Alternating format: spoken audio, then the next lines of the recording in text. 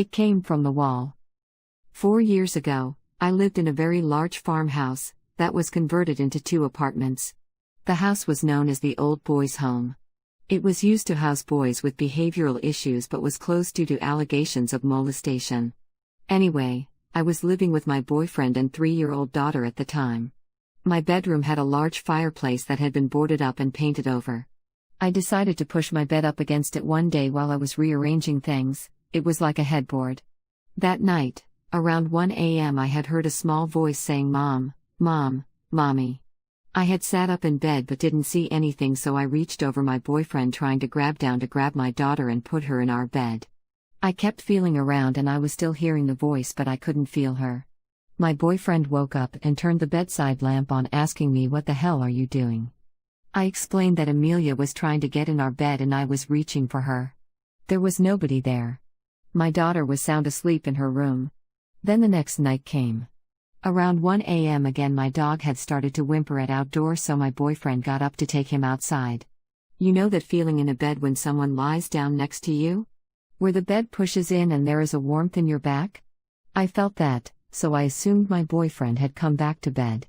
I rolled over, my boyfriend wasn't in the bed, and I felt the bed release pressure. Whatever was laying next to me has gotten up in that second. I moved my bed the next day to the other side of the room, and I never had another incident in the 2 years I remained in that house. Baby crib shadow. I was babysitting my niece once while I was staying at my brother's place, and they had the baby camera set up so I could see her on the little TV it came with.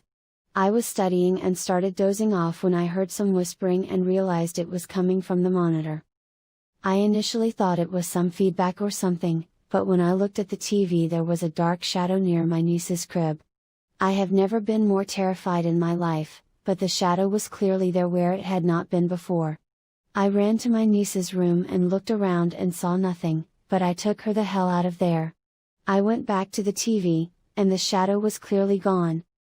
I told my brother what happened and he pulled me aside and told me not to mention it to my sister-in-law because she'll freak out, but that he had seen that same thing several times now, with the same whispering. They stayed in that house for about 4 more years, and when my niece was just learning to talk she would tell her mom about her special friend. To this day, it scares the crap out of me. When they moved out, my brother told me my niece had become inconsolably sad because she would miss her friend.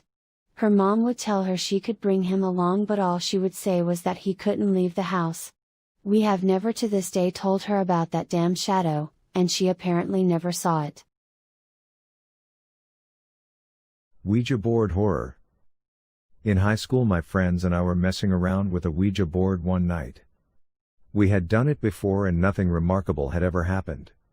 We usually did it to try and scare each other or our girlfriends. We all thought it was a joke. That night there was no one else home except the 7 of us, and we were all together around the board. One of the girls there wanted to try it. She had never done it before. This time was different. The board misspelled some of the words the same way every time.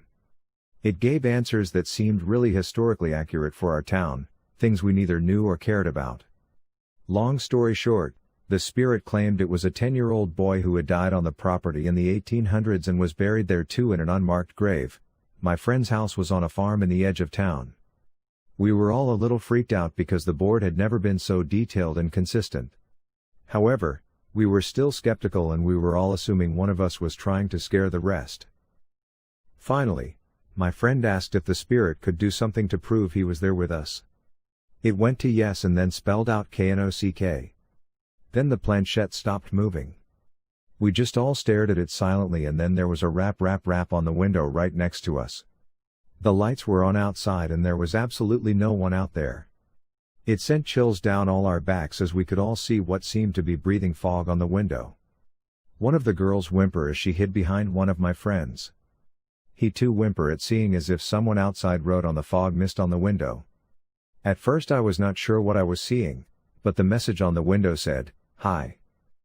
All of us never felt so terrified. After that night, we never touched that effing board again.